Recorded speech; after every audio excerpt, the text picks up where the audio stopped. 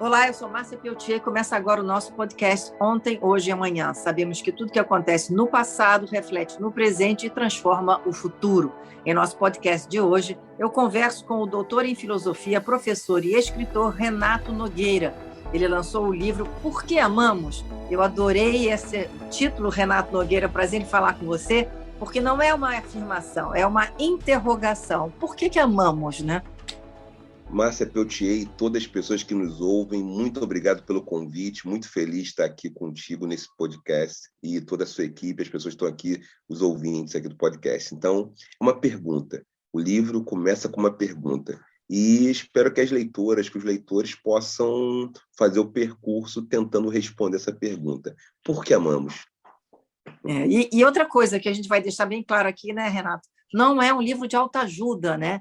É um livro filosófico, um livro que fala sobre mitos, sobre símbolos, né? E fala sobre biologia também. E eu achei muito interessante você colocar tudo isso dentro dessa questão do amor, porque a gente às vezes fica pensando que o amor ele surge de repente e ele não tem nenhuma explicação, vamos dizer, cultural, mas existe também muitos dados que nos fazem amar de alguma forma, né? E eu gostaria que você falasse sobre isso. Eu estava querendo, achei muito interessante quando você escreveu o seu livro, você colocou dentro do livro situações incríveis. Você usou a mitologia, a simbologia, a biologia e construiu um universo para que a gente entenda por que amamos de algumas formas diferentes e por que somos tão diferentes amamos. Então, eu gostaria que você falasse sobre isso. O objetivo é fazer um passeio panorâmico a respeito da história, filosofia, com psicanálise, elementos também da biologia, para a gente compreender esse fenômeno complexo e que afeta todas as pessoas do mundo, sempre afetou e sempre afetará, que é o amor. Então foi esse o objetivo, fazer um bom percurso e a partir dos mitos a gente pensar como é que esse mito lança uma luz para nos ajudar a perceber, a compreender o que é o amor. E a pergunta que o livro faz, por que amamos?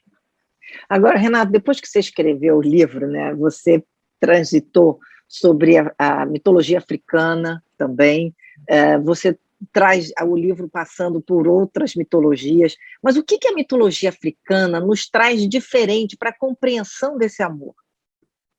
Isso é importante. Então, especificamente em mitologia africana, eu trouxe o mundo iorubá. No mundo iorubá tem uma perspectiva que é diferente de alguns mitos ocidentais, principalmente, onde a gente tem algo que vai constituir mais tarde o amor romântico. Então, tem elementos dos mitos do Ocidente, de mitologia grega, que compõem nessa estrutura que a gente vai chamar de amor romântico mais tarde, ao longo dos séculos. Nos mitos africanos, especificamente o Yorubá, a gente não tem uma ideia de que uma pessoa completa a outra. Então, a ideia não tem. Não tem, isso não tem. Isso é bem interessante. As pessoas fazem percursos juntas, elas fazem parceria, mas elas não são metade da laranja. Então, essa ideia de que não sou metade do outro, ela facilita, porque o grau da expectativa é muito menor. Porque a derrapagem é muito grande quando alta é a expectativa. Então, nesse sentido, não que não tem expectativa, mas o que os mitos trazem, eu trago Xangô e Oxum, por exemplo, que tem várias histórias para ilustrar o que é o fenômeno do amor, não tem a noção de que um depende do outro e que um é metade do outro. Mas cada um é independente, mas são interdependentes. Olha que coisa, é uma coisa assim tão interessante, porque no mundo ocidental as pessoas ficam muito procurando a sua alma gêmea, né? Como você falou, a outra lado da metade da laranja. E no amor romântico isso fica muito claro, né? Você tem que ter aquele outro que te preenche em todos os aspectos. Mas na vida atual, onde existem vários casamentos durante uma mesma vida, eu entendo que a pessoa mais madura, ela vai conseguindo chegar mais perto desse amor, nesse conceito que você falou, duas pessoas independentes que se unem para fazer uma trajetória, mas mesmo assim não está lá atrás daquela trajetória enorme do amor que vem desde a juventude, que eu acredito que esteja mais presente nesse conceito africano. Me corrija se eu estou errada. Não faz sentido, porque justamente tem uma concepção da Gara, também uma concepção africana, que importante para a relação amorosa não é a gente começar no topo da montanha, não é só começar apaixonado, porque se a gente começa apaixonado, a tendência é que essa paixão ela vai arrefecer, é normal, ela vai diminuir. Então, alguns estudos no campo das ciências, da biologia, da psicobiologia, apontam que a paixão dura no máximo 48 meses, mas é mais comum que ela dure de 12 a 24 meses, de 1 a 2 anos. Então, a gente tem um risco grande que é querer viver na paixão, viver nesse sentimento de amor apaixonado, porque o amor pode se manifestar de várias maneiras. Apaixonado é uma forma, mas não a única possível. Então, no mundo africano, especificamente no mundo da Gara, a Sobonfu Fusomé, que é uma das minhas mestras, né, nesses estudos, ela vai apontar uma coisa muito interessante. Não é bom começar no topo da montanha. Se começar na base da montanha, pode ser melhor, que a gente vai subindo bem devagar, até chegar ao topo. Senão a gente chega no topo e cai depois. Olha só, eu adorei esse negócio de não chegar no topo. Quer dizer que não dá para chegar apaixonado para construir um amor verdadeiro, é isso? Você tem que começar como? Como é que é esse começo da início da montanha, Renato? Porque nunca a gente não possa se apaixonar, mas essa fixação na paixão é um problema, porque a tendência é, quando a gente começa apaixonado, é querer manter esse sentimento o tempo inteiro. E a Solomon Fusumé está dizendo o seguinte, o que ela nos ensina nessa teoria? Que a gente não precisa começar dessa forma, a gente precisa começar compreendendo que nós estamos disponíveis para amar, somos pessoas abertas para receber o amor. Isso é importante, tá? Tem que ter disponibilidade. Todas as pessoas são amáveis, mas nem todas as pessoas estão disponíveis para amar. Esse é um problema. E aí elas só conseguem amar se for em alta tensão, apaixonadíssimas. Apaixonadíssimos. Mas como é que a pessoa descobre? Não, eu estou amando em alta tensão, estou apaixonada. Ou não, eu estou amando, mas é uma coisa de construção de futuro. Existe algum caminho? Tem um fenômeno que isso está até na psicanálise também, está em outras áreas de conhecimento, que assim, a gente quer fusionar com o outro. Então a pessoa fica dependente, parece ficar dependente, apaixonada, tem uma mudança neurofisiológica também, e ela quer quase que fusionar, ela quer ficar com outra pessoa o tempo todo, ela acaba querendo também confundindo o seu desejo com o desejo do outro, isso é um problema, porque como somos pessoas diferentes, a gente não tem o mesmo desejo o tempo todo. A gente pode desejar coisas em comum e a gente pode combinar os nossos desejos. Porém, a gente tem diferença. Somos pessoas diferentes num relacionamento. E a paixão, a gente fica inclinado a querer viver o desejo do outro o tempo todo. Então, esse é um problema. Que isso não é possível viver o tempo todo, isso. Isso dura um tempinho. Agora, Renato, e como que a gente pode identificar que aquilo é amor e não somente amizade? Porque as pessoas também se confundem, né? Não, eu gosto tanto dele, ele é tão meu amigo, eu gosto tanto dela, ela é tão minha amiga. Quando é que a pessoa vai? Não, isso é uma forma de amor.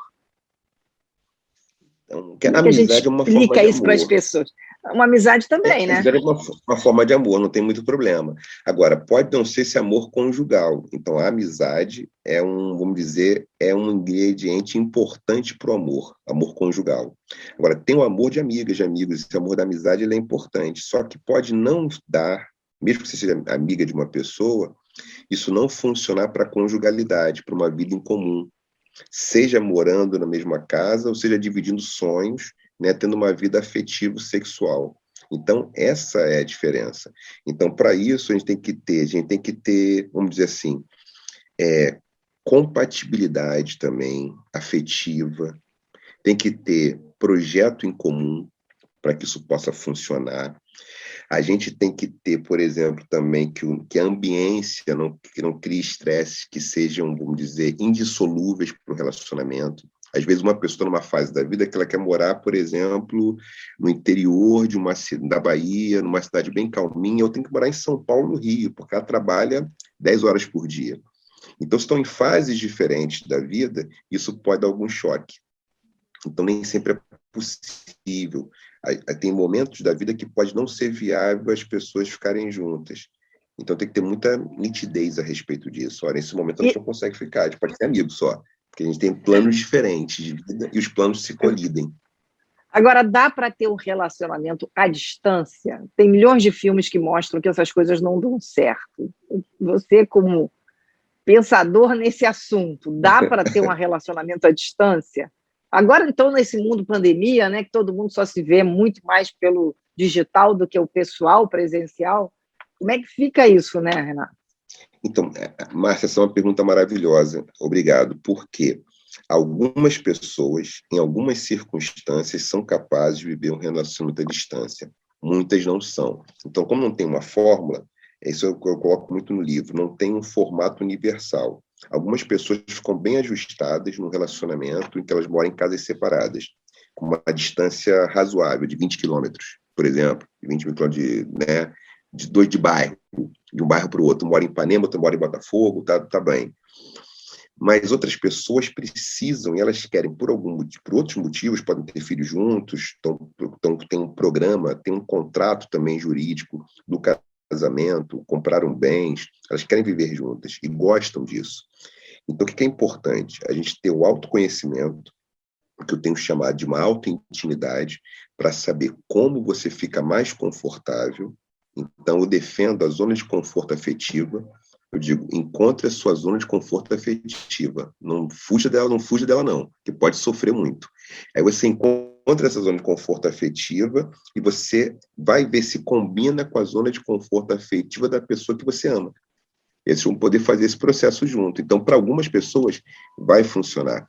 Elas estão num momento da vida que se encontram uma vez por mês, de 15 em 15 dias. É muito bacana. Para outras, não vai funcionar. Então, a gente vai precisar fazer o quê? Como eu digo, é só numa masterclass, né, numa consultoria que eu posso dizer, ó, seu caso talvez dê, o seu talvez não dê. E aí eu não sei. Você vai ter que dizer. Eu achei muito bom essa história da zona de conforto, né? Porque realmente vai depender também muito da etapa da vida, como você falou, tem pessoas que estão em momentos diferentes, né? Mas é que a gente sempre pensa que o amor tem que ser os dois juntos o tempo todo. Mas você abre para essa solução de um amor à distância, mas que se mantém. Antigamente a gente via isso em cartas românticas, né, Ron? Que a gente vê até agora, tem um filme ótimo, A Última Carta de Amor, que fala de um amor que não acaba, mesmo as pessoas passando anos sem se ver. Você acha que o amor sobrevive a isso, há anos sem se ver, e as pessoas guardam aquele amor de anos atrás, e quando vem aquela pessoa, esse amor está presente, mesmo que tenha passado décadas? Isso é muito bonito, né? Eu diria, Márcia, que isso é uma coisa que nos encanta, essa imagem de um amor que supera o tempo. Acho que tem uma coisa assim, do amor superar o tempo. Existe uma vontade em cada um de nós de amar. Eu gosto muito das teorias também, de alguns pós-freudianos, como Reich, por exemplo, e que vão apontar para isso, né? Que a gente quer ser amado, a gente quer amar. E por essa razão, a gente aposta, sim, nessa possibilidade do amor sobreviver ao tempo. O que eu penso? Como eu avalio?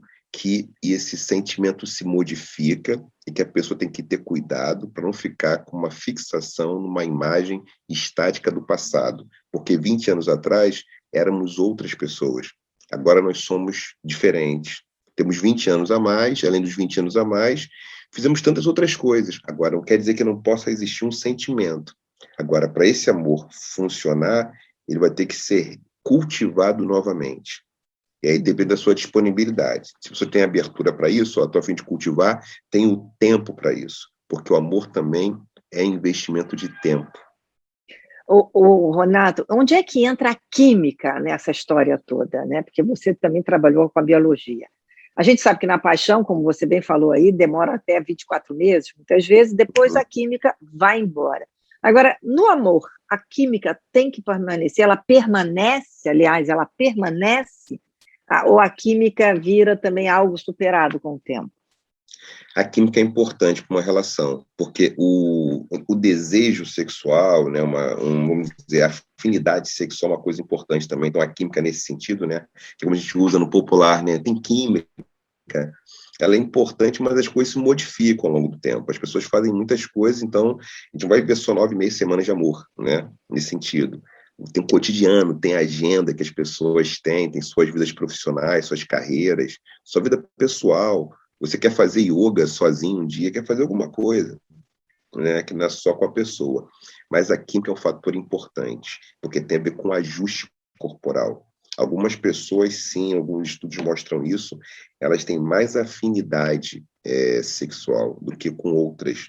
Isso também se constrói, também tem a ver com a disponibilidade. Então, a química é alguma coisa que a gente pode ter um encontro muito satisfatório, uma pessoa no primeiro encontro foi muito agradável, mas isso pode não se manter, porque depende de disponibilidade. Eu defendo sempre isso, a pessoa tem que ter disponibilidade de escutar a outra, de saber os desejos da outra, saber os seus limites também, saber até onde ela pode ir, até onde o outro gostaria de ir. Agora, a química é importante, e ela é também um exercício.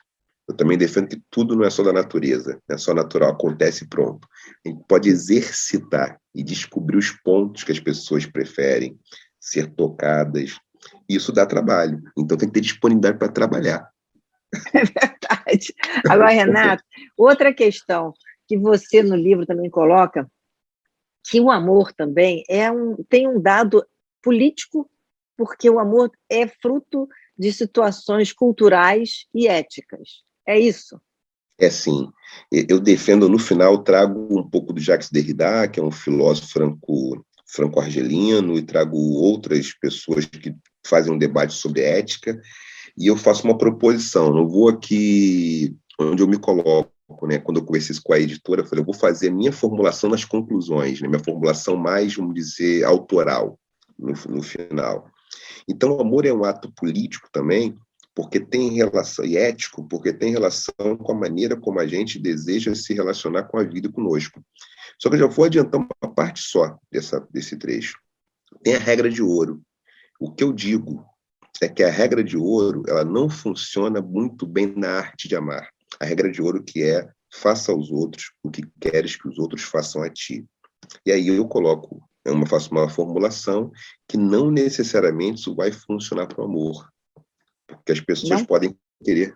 Não, porque elas podem justamente querer coisas diferentes. Eu explico isso lá no final do livro, eu argumento a respeito disso. As pessoas podem e desejam coisas diferentes. Às vezes uma deseja silêncio e você deseja falatório. Eles vão ter que se ajustar. Então, às vezes, o outro eu quero alguma coisa que o outro faça comigo. A gente pode fazer esse acordo, a gente tem que sempre repactuar o relacionamento. Isso é importante. Não dá para a gente fazer um pacto há 10 anos atrás e manter o mesmo pacto, porque nós mudamos.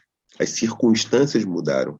Por exemplo, o mundo mudou, uma pandemia, as pessoas algumas estão em home office, então a gente vai ter que repactuar, vai ter que fazer novos acordos.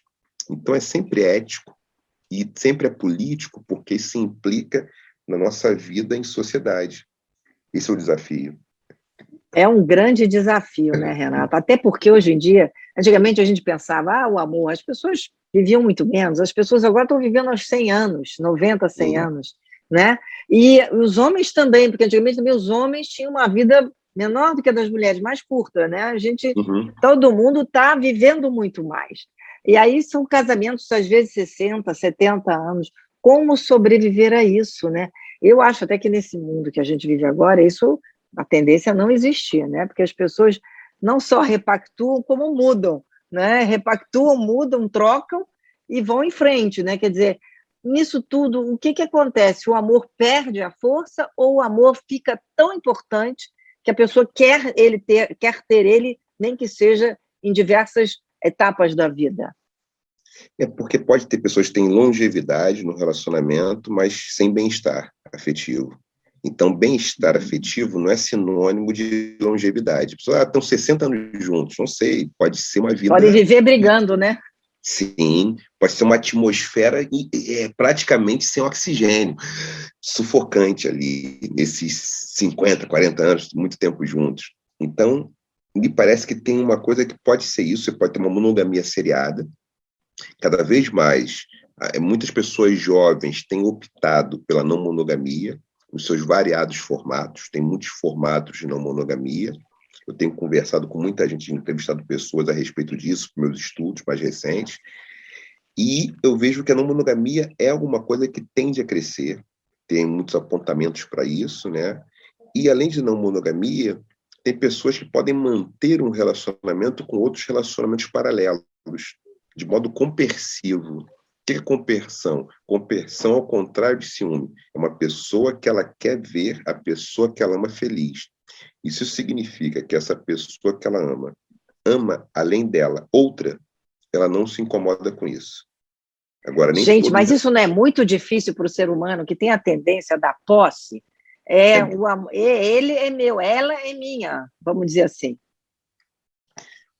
Márcia, eu considero muito difícil, eu acho muito difícil. Agora, algumas pessoas, né, eu faço no estudo, eu comento no livro um trabalho da Gloria Heavenhart, que é uma especialista, foi uma grande especialista em poliamor, em estudos poliamoristas.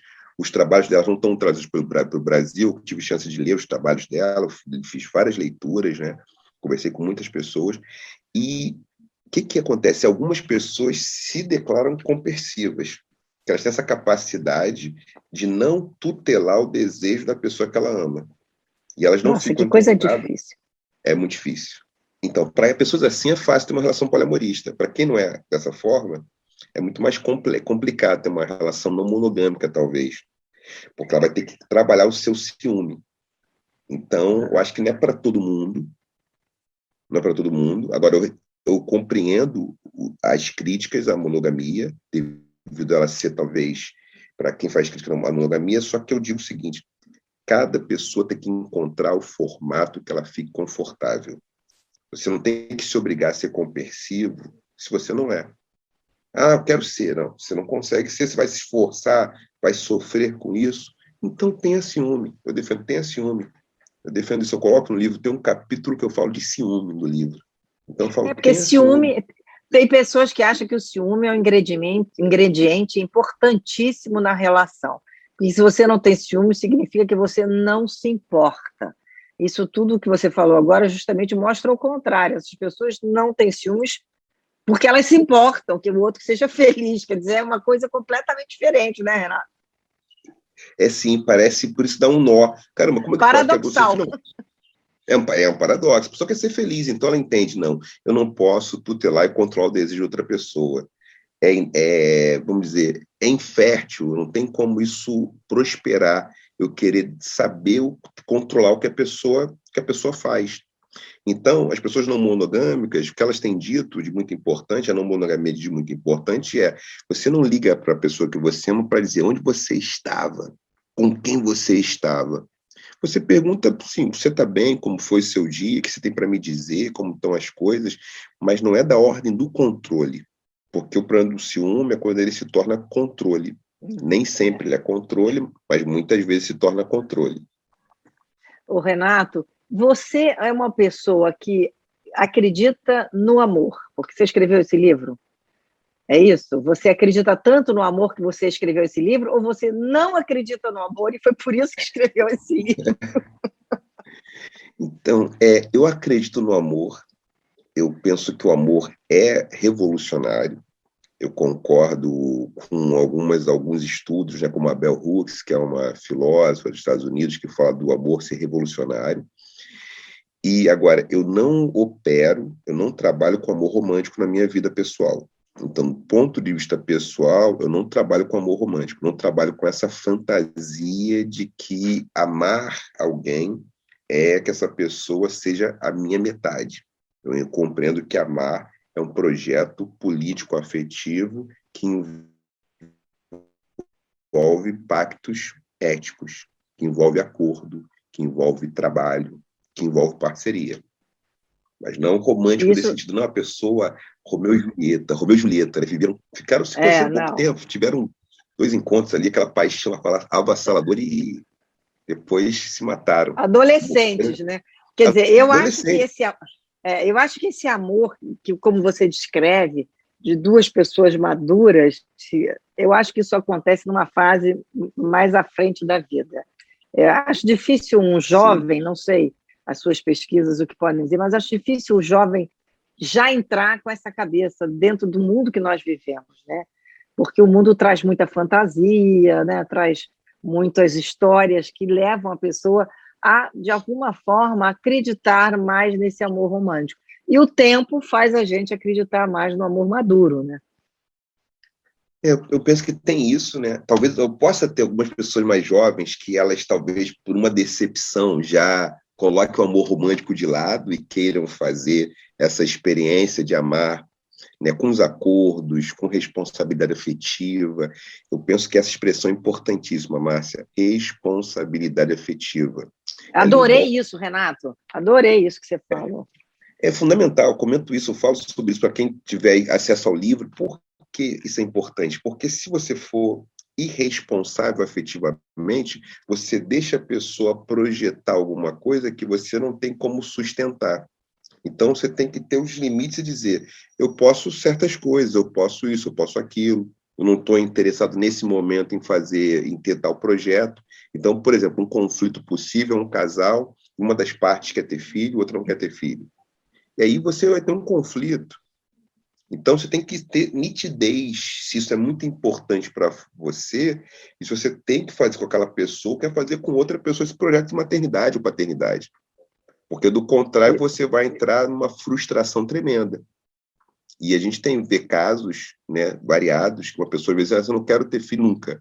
Ela rompe aquele relacionamento, a pessoa encontra aquela pessoa, né, com um bebê no colo. Não, acabei de ser pai agora, tal, né?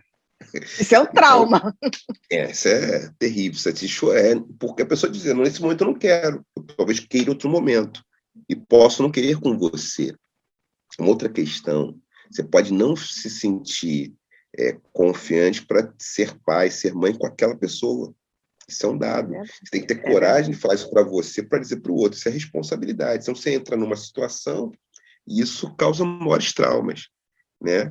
Eu conversei com um cara que eu posso até falar que a pessoa posso falar porque a pessoa autorizou, mas um dos casos que eu conversei foi isso, uma cisão, porque ele teve uma das partes foi honesto efetivamente. Ele disse o seguinte para a parceira, para a pessoa que queria, né, ter filhos: eu não tenho condições, não é do meu interesse, não está no meu rol de interesses, e eu me alimento dessa forma, e eu vou fazer o que com uma criança? Eu vou alimentar a criança como eu me alimento, com refrigerantes e biscoitos?